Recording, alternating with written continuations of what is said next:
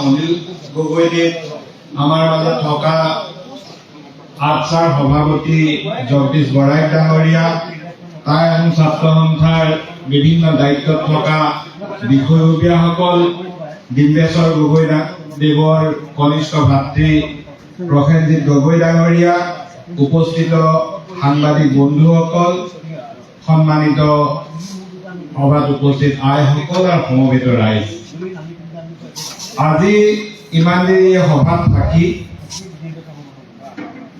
দুটা কথা মোৰ অন্তৰ স্পৰ্শ কৰি গৈছে। এটা হ'ল মই নিজে ডিম্বেশ্বৰ গগৈ সম্পৰ্কত বিশেষ অৱগত নাছিলো, তেখেত শ্বহীদ হৈছিল জানিছিলো, কিন্তু ইয়াত বহি থাকোতে মই এখন কিতাপ চাই আছিলো, তেখেতৰ ভাতৃয়ে দিছিলে ডিম্বেশ্বৰ গগৈ সম্পৰ্কত কেনেদৰে এজন তেজাল যুৱকক, প্ৰচুৰ সম্ভাৱনাপূৰ্ণ যুৱকক, আৰু যিজন যুৱকৰ গভীৰ দেশপ্ৰেম আছিল, বৃহত্তৰ জাতি গঠনৰ অপাৰ হেঁপাহ মনত আছিল, যিজন যুৱকে নিৰ্ভীকভাৱে সুতৰ বিপৰীতে আৰু ভয়ৰ বিপৰীতে সেই সময়ত মানুহে ভয় কৰি মুখ বন্ধ কৰি ৰাখিছিল, অদম্য সাহসেৰে এটা আদৰ্শক প্ৰতিনিধিত্ব কৰিছিল। সেই ব্যক্তিজনৰ বিষয়ে, শ্বহীদ ডিম্বেশ্বৰ গগৈৰ বিষয়ে ইয়াত বহি থাকোঁতে কিতাপখন চালোঁ, যথেষ্টখিনি কথা গম পালোঁ, আৰু মোৰ গভীৰ শ্ৰদ্ধাঞ্জলি জনাইছোঁ সেইগৰাকী মহান শ্বহীদলৈ, যিগৰাকীয়ে আমাৰ অসমীয়া জাতিৰ মানুহক, অসমীয়া সমাজখনক বহুতে নভবা সময়তে কিছুমান কথা ভাবিবলৈ শিকাইছিল, এটা নতুন ৰাস্তা, এটা নতুন দিশ নিৰ্ণয় কৰি দিছিল, আৰু তাই আহোম ছাত্ৰ সন্থাৰ প্ৰতিষ্ঠাপক সাংগঠনিক সম্পাদক শ্বহীদ ডিম্বেশ্বৰ গগৈদেৱৰ প্ৰতি গভীৰ শ্ৰদ্ধা জনাইছোঁ। দ্বিতীয়তে, তেখেতৰ স্মৃতিত যি বঁটা প্ৰদান কৰিছে, বঁটাৰ নামেই সমন্বয় বঁটা বুলি কৈছে, আৰু সমন্বয় বঁটাৰ ক্ষেত্ৰত আজিৰ তাৰিখত অসমত আমাৰ বিধানসভাৰ অধ্যক্ষ বিশ্বজিৎ দৈমাৰীতকৈ আৰু দ্বিতীয়জন উপযুক্ত ব্যক্তি মই ভাবো নোলাব।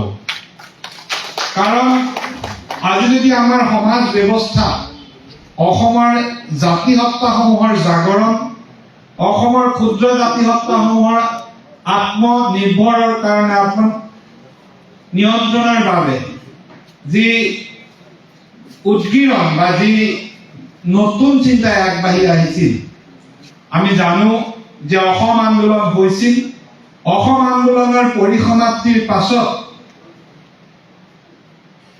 অসমত বড়োসকলে তেখেতসকলৰ জাতিসত্তাৰ বিকাশ আৰু উন্নয়নৰ বাবে মূল অসমীয়া জাতিৰ মাজতে এটা জাগৰণৰ সৃষ্টি কৰি বড়োসকলৰ জাগৰণ, বড়োসকলৰ বিকাশৰ কথা পোনপ্ৰথমতে চিন্তা কৰিছিল, আৰু বড়োসকলৰ উপেন মহমৰ নেতৃত্বত সেই সংগ্ৰামে বড়ো জনগোষ্ঠীক কেৱল কোকৰাঝাৰতে বুলি নহয়, অসমৰ বিভিন্ন ঠাইত থকা বড়ো জনগোষ্ঠীক একত্ৰিত কৰিছিল, আৰু বড়ো জনগোষ্ঠীৰ আত্মনিয়ন্ত্ৰণ, বড়ো জনগোষ্ঠীৰ সামাজিক, ৰাজনৈতিক, সাংস্কৃতিক অধিকাৰ সুৰক্ষিত কৰাৰ বাবে একত্ৰিত কৰা সেই সংগ্ৰাম পৰৱৰ্তী সময়ত কাৰ্বিসকললৈ বিয়পিছিল। তাৰ পাছত সেই যি নতুন ধাৰাৰ সৃষ্টি হৈছিল, মই ভাবো তাই আহোম ছাত্ৰ সন্থা যেতিয়া 88 চনত গঠন হৈছিল, তাৰ পূৰ্বে গঠন হোৱা বড়ো জাতিসত্তাৰ আত্মবিকাশৰ যি এক প্ৰৱণতা, সেই প্ৰৱণতাই কাম কৰিছিল, আৰু সেই বড়ো জনগোষ্ঠীৰ আত্মনিয়ন্ত্ৰণৰ প্ৰৱণতা গঢ় দিয়াৰ ক্ষেত্ৰত যি মুষ্টিমেয় ব্যক্তিয়ে নেতৃত্ব লৈছিল, তাৰ ভিতৰত আমাৰ শ্ৰদ্ধেয় বিশ্বজিৎ দৈমাৰী ডাঙৰীয়া অন্যতম আছিল। সেইকাৰণে তেখেতৰ নিৰ্বাচন সঠিক আৰু শুদ্ধ নিৰ্বাচন, আৰু এই যে জাতিসত্তাৰ আত্মবিকাশৰ প্ৰচেষ্টা, প্ৰথম অৱস্থাত ইয়াক ক্ষুদ্ৰ জাতীয়তাবাদ বুলি কোৱা হৈছিল, আৰু ক্ষুদ্ৰ জাতীয়তাবাদে অসমীয়া জাতীয়তাবাদ বা ভাৰতৰ ৰাষ্ট্ৰীয়তাবাদত আঘাত হানিব বুলিও বহুতে সন্দেহ কৰিছিল। কিন্তু আমি সকলোৱে জানো এমুঠি যেতিয়া লাখুটি একেলগে থাকে, নিজৰ পৰিচয় থাকিলে সেই মুঠিটো সদায় মুঠিয়ে হৈ থাকিব।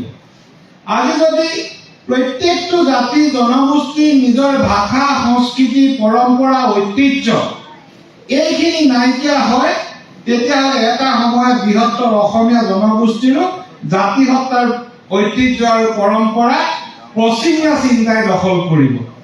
আৰু এই ক্ষেত্ৰত বিভিন্ন টাই আহোম সংগঠন আৰু বিশেষকৈ টাই আহোম ছাত্ৰ সন্থাৰ বলিষ্ঠ নেতৃত্বই অসমীয়া সমাজখন শক্তিশালী কৰি যাব। মই বেছি দীঘলীয়া বক্তব্য নেৰাখো।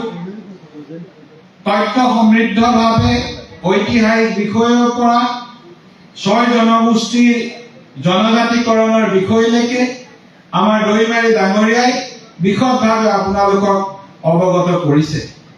6 জনগোষ্ঠীৰ জনজাতিকৰণ হওক, 6 জনজাতিৰ জনজাতিকৰণৰ জৰিয়তে শিক্ষা, চাকৰিৰ নিৰাপত্তা পোৱাৰ লগতে এই 6 জনগোষ্ঠীয়ে যেতিয়া ৰাজনৈতিক নিৰাপত্তা পাব, আমি নিশ্চিত যে অসমীয়া জাতিৰ ভৱিষ্যত সুৰক্ষিত হ'ব। আৰু মই এটা কথা কওঁ, আপোনালোকে নিজেও দেখিছে, যিটো কাম কৰিব নোৱাৰে, অসম্ভৱ যিটো কাম, সেইটো কাম কেতিয়াও ডক্টৰ হিমন্ত বিশ্ব শৰ্মা ডাঙৰীয়াই প্ৰতিশ্ৰুতি দিয়া নাই। যিদিনা প্ৰতিশ্ৰুতি দিছিল যে 14 লাখ মাইক্ৰ' ফাইনেন্সৰ ঋণ ঘূৰাই দিব, চবে হাঁহিছিল, কিন্তু তেখেতে কৰি দেখুৱালে। যিদিনা তেখেতে প্ৰতিশ্ৰুতি দিছিল 1 লাখ চাকৰি দিব, মানুহে কৈছিল অসম্ভৱ কথা, তেখেতে 1.5 লাখতকৈ অধিক চাকৰি দিলে। আৰু কংগ্ৰেছ চৰকাৰৰ দিনত যিহেতু এটা কথা উল্লেখ আছিল যে বাকী জনজাতীয়সকলৰ কোনো ধৰণৰ অসুবিধা নোহোৱাকৈ জনজাতিকৰণ কৰিব লাগে, তাৰ কাৰণে সুন্দৰকৈ ফৰ্মুলা ওলালে। অসমত জনজাতি 3 তৰপীয়া ব্যৱস্থা হ'ব।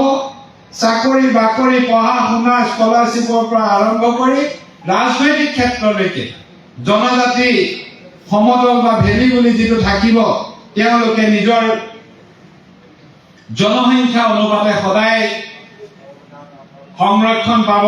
আৰু মইতো ভাবো গোলাঘাটৰ পৰা গোটেই উজনি অসমখন জনজাতিৰ কাৰণে সংৰক্ষিত হৈ ৰাজনৈতিকভাৱে আমি সুৰক্ষিত হ'ম।